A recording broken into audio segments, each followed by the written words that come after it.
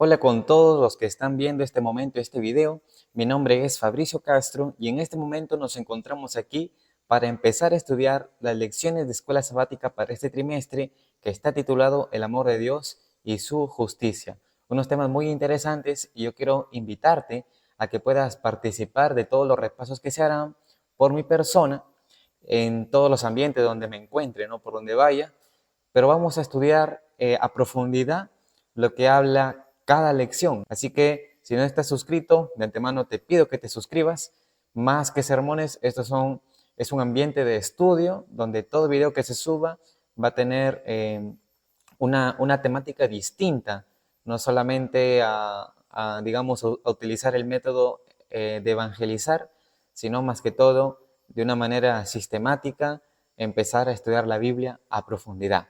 Así que en este momento yo te invito a que participes conmigo en el primer repaso de esta lección que se llama Dios ama de pura gracia. Y tenemos un versículo que es el versículo de toda la semana y se encuentra en Oseas, el capítulo 14, el versículo 4, que dice así: Yo sanaré su rebelión, los amaré de pura gracia, porque mi furor se apartó de ellos. Este es un versículo muy interesante donde nos enfocamos en esa frase que dice, los amaré de pura gracia, ¿no? De pura gracia. Eso es lo que vamos a estudiar a través de todo este video y también de toda la semana, ¿no? La escuela sabática ahí cada día, durante 7 días, todo miembro debe estar, estudiando su lección de escuela sabática. Muy bien, la lección comienza comentando la historia de Pedro, ¿no? Es una historia muy bonita. En el último capítulo de Juan, del Evangelio de Juan, cuando Jesús ya resucitado se presenta a Pedro, a los discípulos, ¿no? Con la única intención de restaurar a Pedro.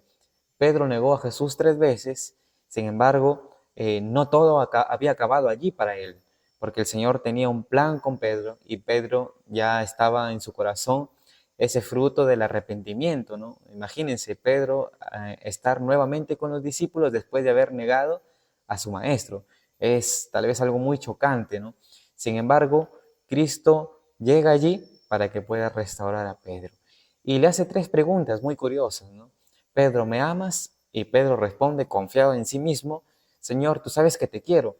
Si nos damos cuenta, en algunas versiones puede decir la misma respuesta, ¿no? Ante la pregunta, Pedro, ¿me amas? Señor, tú sabes que te amo. Pedro, ¿me amas? Señor, tú sabes que te amo. Pedro, ¿me amas? El versículo dice que Pedro se sintió triste, agachó la cabeza y dijo, Señor, tú sabes todas las cosas, ¿no? Tú sabes que te amo. Sin embargo, cuando nos vamos al griego, y es más, hay unas versiones un poquito mejor traducidas que otras, ¿no? Eso lo entendemos ya, donde se usa los términos para el amor. Cuando Jesús pregunta, Pedro, ¿me amas? Utiliza la palabra ágape, ¿no? El amor divino, el amor celestial, el amor solamente de Dios, ¿no? El amor con el que ama a Dios, o mejor dicho, Dios es ágape, ¿no? Según la Escritura, Dios es el ágape, que envuelve todo lo demás. Y Pedro responde con filos, ¿no? Con la palabra filial, un amor fraternal, un amor de amistad. Mas Pedro siempre respondía con el filos. Y ante la tercera pregunta de Cristo, Cristo ahora le pregunta a Pedro con el nivel del amor que Pedro tenía para dar al Señor. Le pregunta, Pedro, ¿filos me? Y ahí es cuando Pedro se siente triste porque ahora él había entendido que debía amar con el amor divino al Señor. El amor que nos debe envolver a todos nosotros es el amor divino. Nuestro amor humano es muy diferente al amor divino. Nosotros amamos lo que queremos, lo que nos gusta, a lo que tenemos aprecio. Sin embargo, el Señor quiere que amemos aún a nuestros enemigos. Y solamente podemos hacerlo eso con el amor divino, con el ágape, el gran ágape, que es el amor de Dios. Y eso es lo que quería enseñarle Jesús a Pedro, ¿no? Y Pedro entendió eso. Por eso a la tercera vez que Jesús le pregunta, pero ahora con el filos, Pedro se siente triste, como diciendo, Señor, entiendo que te estoy amando con mi amor humano, con un amor que se agota. Sin embargo, quiero amarte con el amor ágape. Y la misma pregunta que Jesús le hizo a Pedro es la misma pregunta que abarca hoy en día a toda la humanidad. ¿Me amas? Es la pregunta que nos hace el Señor. Y como Pedro, tal vez podemos estar ahí confiado en uno mismo, Señor, tú sabes que te amo, ¿no? Pero si nos ponemos a meditar en esa gran pregunta del Señor, ¿me amas? En este caso, ¿no? ¿Me amas, Fabricio? Me dice el Señor. Ahí tal vez como Pedro agacharíamos la cabeza, ¿no? Al darnos cuenta de que nuestro amor tiene límites, ¿no? Y debemos amar con el ágape.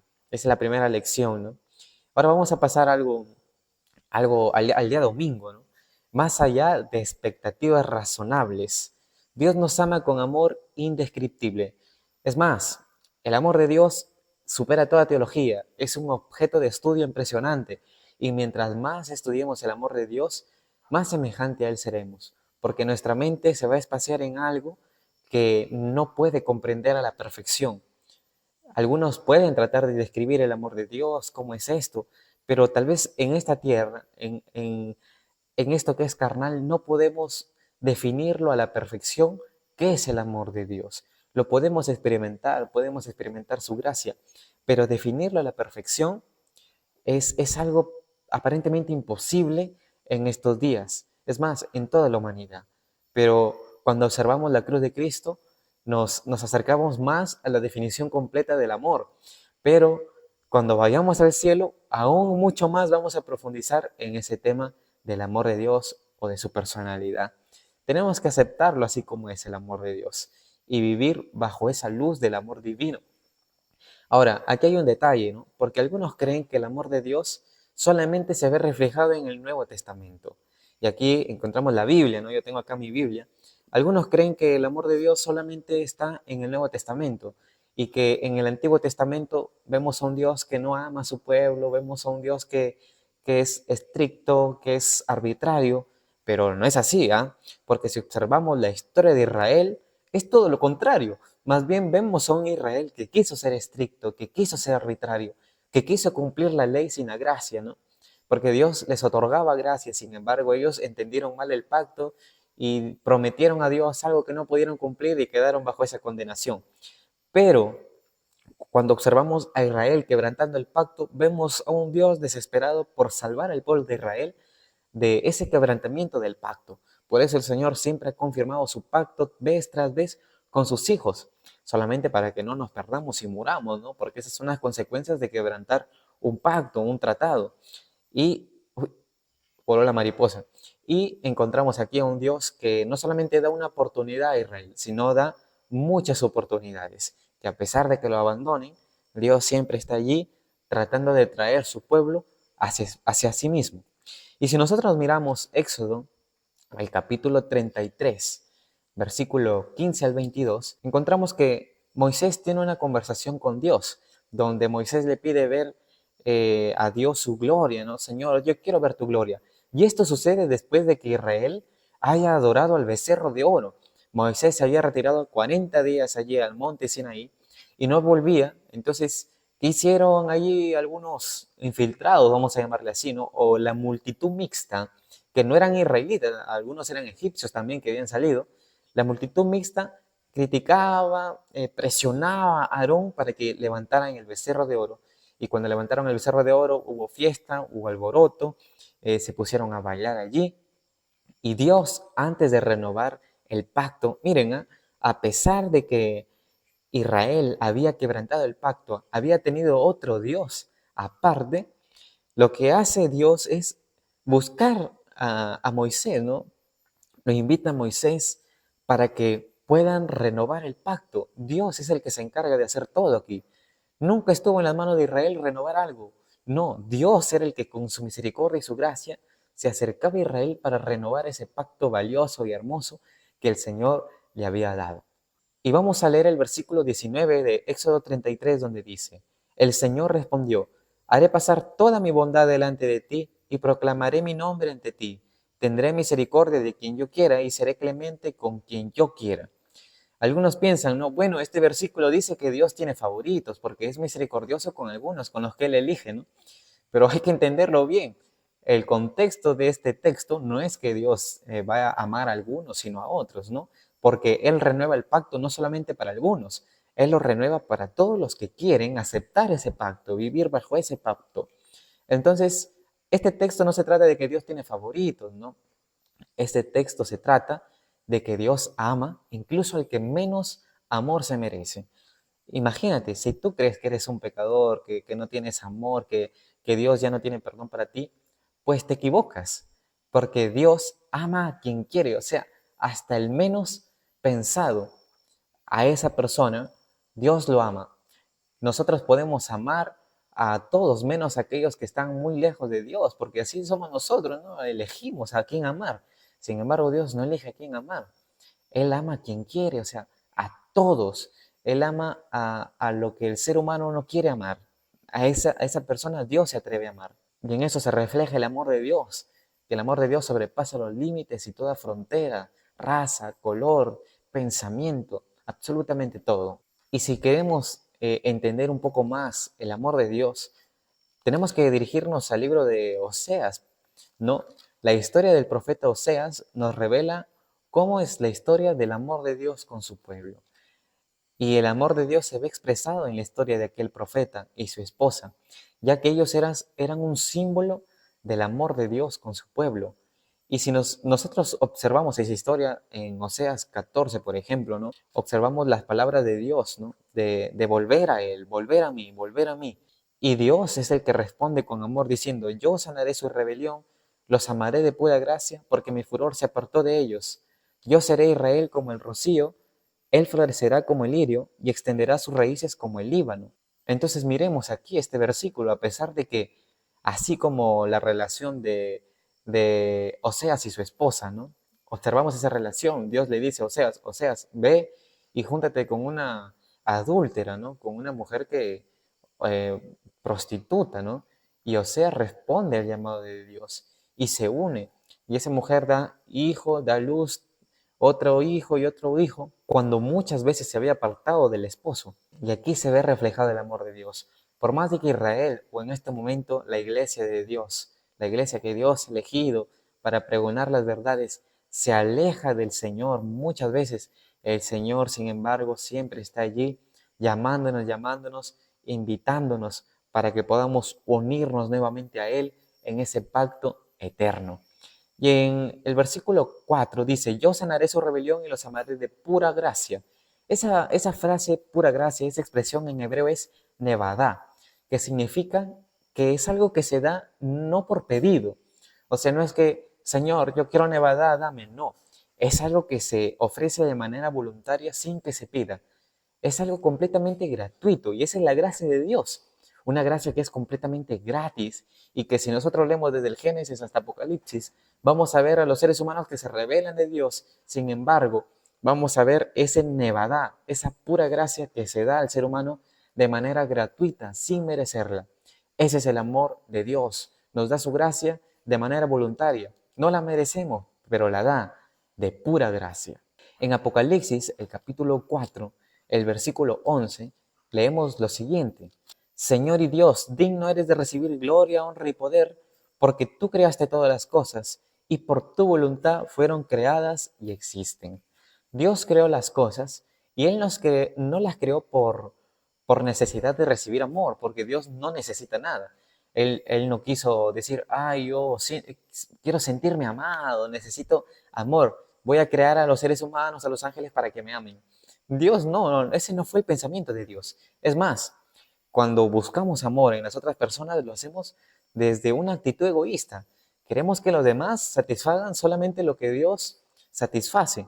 Y eso es un error, ¿no? Es un engaño del corazón. Buscamos amor en los demás. Dios no actúa desde el egoísmo, Él actúa desde el amor. Y Él no puede necesitar amor porque Él es amor. Todo el amor que pueden tener las personas viene de una fuente divina que es el cielo, exactamente de Dios mismo. Él es el que brinda el amor y nosotros amamos porque somos a imagen y semejanza de Él y tenemos esa capacidad de amar, pero nuestro amor se puede pervertir cuando no tomamos de la fuente verdadera que es Dios, ¿no? Al contrario, ¿no? Dios es amor, no crea al ser humano porque Él siente amor, no, Él es amor. Y Él creó las cosas por amor, te creó a ti y a mí por amor, a los ángeles por amor. Y el amor se ve reflejado en la libertad que cada uno tiene. Ese fue el riesgo, ¿no? Creó a los ángeles con libertad de decidir si amarlo o no. Sabemos que uno decidió no amarlo y engañó a la tercera parte del cielo. y nos encontramos nosotros también que Dios nos invita a participar de ese amor y es nuestra decisión, nuestra libertad, si queremos aceptar o no ese amor. La creación fue su voluntad y nosotros somos llamados a participar de ese amor. Y Dios nos ama a pesar de todo, ¿no? A pesar de nuestros errores, nuestras faltas, defectos, a veces nuestro carácter que tenemos que nos juega malas historias, ¿no? O incluso de nuestros pecados. Él nos sigue amando. Y cuando Adán y Eva cayeron, no significa que Dios los dejó de amar, ¿no?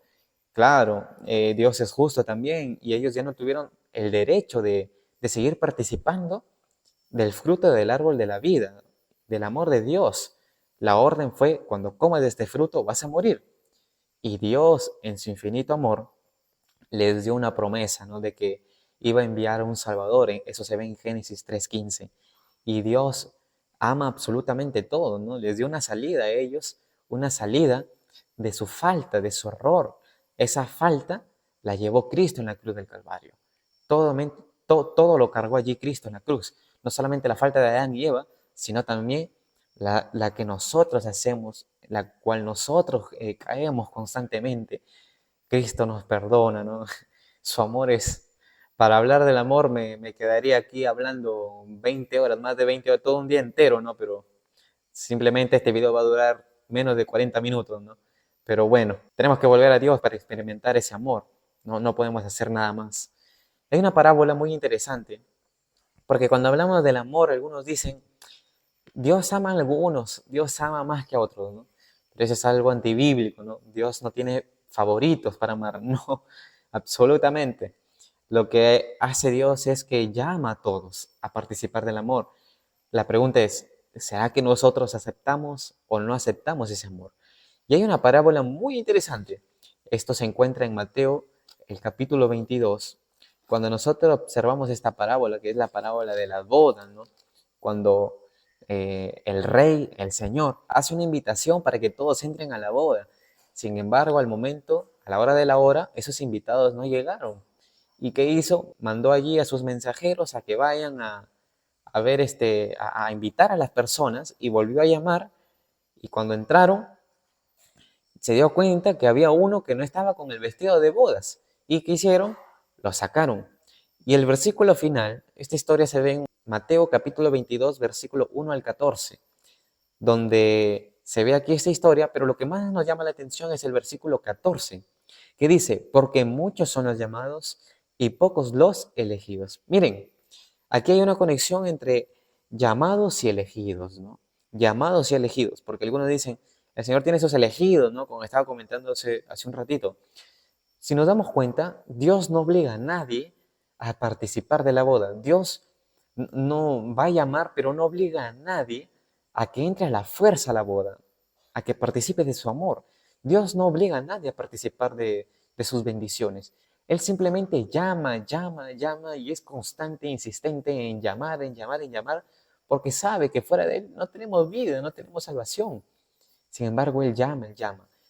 Pero los que aceptan el llamado, los que aceptan entrar a la boda, son los elegidos. Aquí entramos en algo muy interesante. Entonces, analicemos este versículo 14. Dice que Dios llama a todos para la boda, sin embargo, no todos aceptan. En esta parte, donde del llamamiento, es esa parte de son muchos los llamados. Cuando Dios llama a todos allá a la boda, todos se refieren a la frase muchos son los llamados. Pero después hay algunos que aceptan nada más. No todos aceptan. Todos los que llamaron no aceptan ir a la boda. Solamente aceptan algunos. En este caso, esos pocos que aceptan representan la parte, son pocos los escogidos. Dios no quiere decir que Dios mira allí a las personas y dice, voy a escoger a este, al otro y al otro. Dios no hace eso. Dios no escoge específicamente a personas, sino todos aquellos que aceptan la invitación de Cristo para aceptarlo como su único Salvador, para participar de su amor, todos los que aceptan el llamado son los escogidos. Si tú has aceptado el llamado de Dios para aceptarlo en su vida, para entrar a las aguas del bautismo, para predicar, cualquier llamado que Dios te haya hecho, el principal es abrir la puerta de nuestro corazón para que Él sea nuestro Salvador, para que nos salve. Si tú has aceptado ese llamado, tú eres un escogido de Dios. ¿Escogido para qué? para que pueda ser representante de su amor aquí en la tierra. Todos los que aceptan al Señor son representantes del amor de Dios aquí en la tierra. Así que ese es nuestro llamado, representar el carácter de Cristo aquí en la tierra. Y lo podemos hacer solamente a través de una comunión íntima con Él y con el Espíritu Santo.